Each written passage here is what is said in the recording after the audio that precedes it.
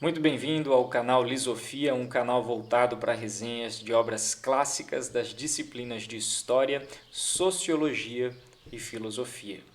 Na semana passada, ou no vídeo passado, nós fizemos um vídeo aqui, recebemos a presença do professor Fábio, professor de Economia na UEM, para falar sobre um livro importantíssimo para a disciplina de Sociologia, que é a Ética Protestante e o Espírito do Capitalismo, do Max Weber, esse sociólogo alemão que faz parte da principal escola de Sociologia. Hoje nós vamos estudar, ou melhor, vamos comentar um livro de filosofia. E o livro que eu trouxe aqui para vocês, contando com o apoio da editora Vozes na coleção Vozes de Bolso, é o livro de Kierkegaard, O Conceito de Ironia. Kierkegaard, o conceito de ironia, constantemente referido a Sócrates. É um livro relativamente grande, um livro relativamente longo, denso e com uma linguagem muito complexa. Até porque nós estamos falando de um autor que desenvolveu o que nós chamamos atualmente na filosofia de existencialismo, ok? Essa escola de pensamento filosófico que vai ser muito influente, principalmente entre os filósofos franceses. Mas antes de falar um pouquinho sobre essa obra, o conceito de ironia de Kierkegaard, vamos falar um pouquinho sobre o autor. Quem foi Kierkegaard? Então, Kierkegaard ele foi um filósofo dinamarquês do século XIX e ele é considerado, como eu acabei de falar, o pai do existencialismo, ok?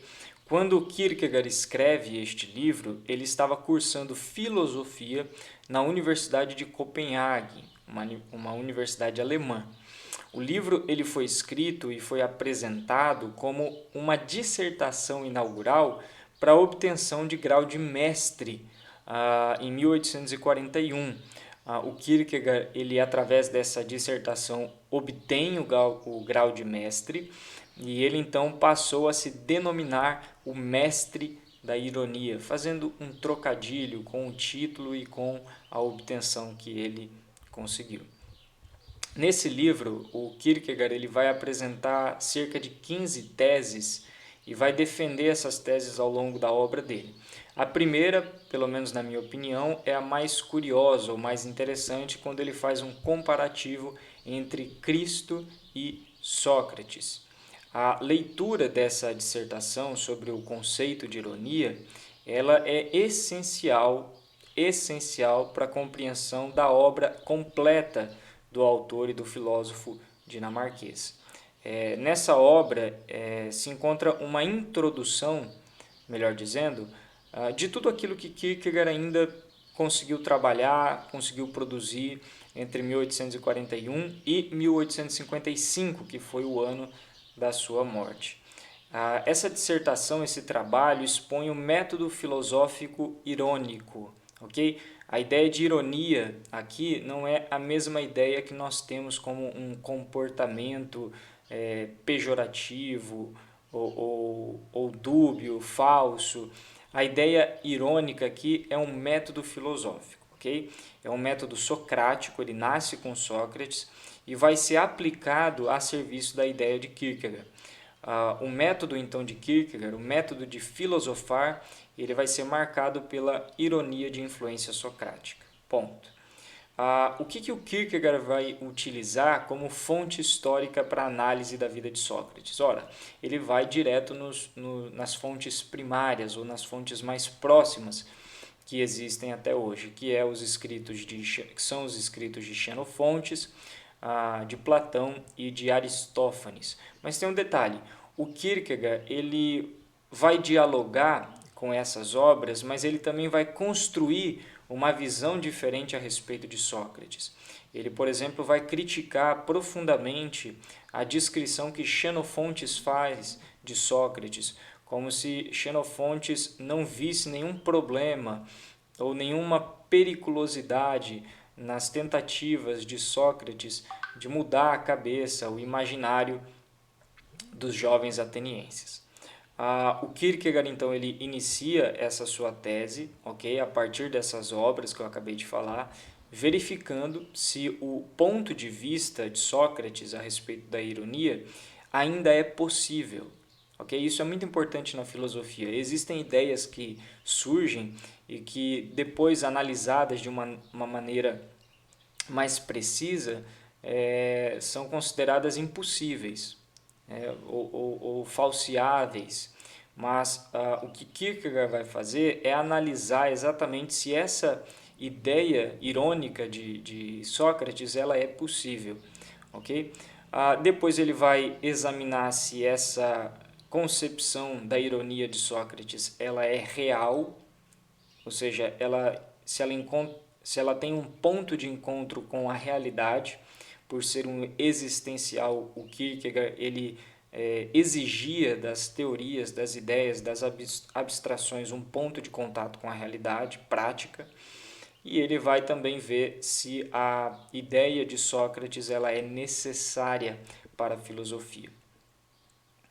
Ele vai terminar essa obra desenvolvendo a validade histórica universal do conceito de ironia, e ele vai ainda compreender de maneira muito perspicaz a presença desse conceito em outros autores, filósofos alemães como Fichte, Schlegel, Tieck, Solger, filósofos que são nomes importantíssimos do pensamento alemão. A ironia socrática, de maneira bem geral, ela era a etapa do método dialógico, quando Sócrates ele perguntava o que as pessoas sabiam para que elas próprias pudessem perceber, na defesa das suas ideias, o que elas não sabiam. Então, isso também já foi chamado em outros momentos de maiêutica, fazendo uma referência ao trabalho de uma parteira que tira aquilo de alguém, que ajuda a extrair algo de alguém. Mas o que Sócrates faz para executar esse propósito de ser um parteiro intelectual é utilizar o método da ironia. Ok? Então, esse conceito, ironia, ele vai derivar de um verbo grego, que é o eiren, que significa perguntar, ok? Então ela tinha o sentido de interrogação, só que era uma interrogação que fingia ignorância, propositalmente.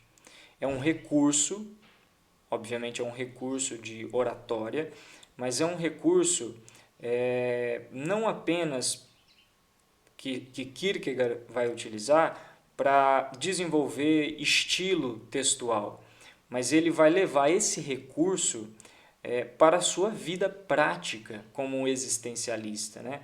A fim de que a existência do próprio filósofo dinamarquês e a escrita dele fossem uma coisa só, fossem uma coisa afinada.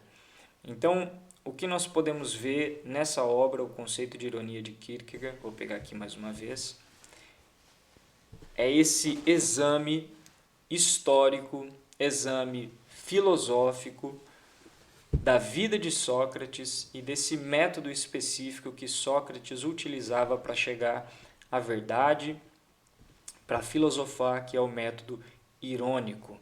Particularmente, eu acredito que esse livro, além de ser importantíssimo para o repertório de todo aquele que cursa filosofia ou gosta de filosofia, também é importantíssimo para entender os pilares de uma busca por um diálogo filosófico na sociedade. Existem muitos métodos que nós podemos utilizar para conversar com as pessoas e levá-las à compreensão a respeito de algum tema espinhoso, delicado. E o método irônico é um método muito favorável para tratar de questões mais espinhosas e delicadas, porque muitas vezes você, nesse método, não vai precisar, de forma direta, mostrar o seu ponto de vista ou forçar aquela pessoa que está sendo convencida a acreditar no seu ponto de vista, mas você vai deixá-la através, como eu acabei de dizer, de uma interrogação, fingindo ignorância, chegar a uma conclusão que é a mesma conclusão que a sua. Então é um método que me parece muito propício para os dias de hoje, onde o diálogo tem sido preenchido por agressividade, violência, ira. Então essa é a minha dica de leitura, esse foi o meu comentário breve da obra O Conceito de Ironia de Kierkegaard. Espero vocês até a próxima. Grande abraço.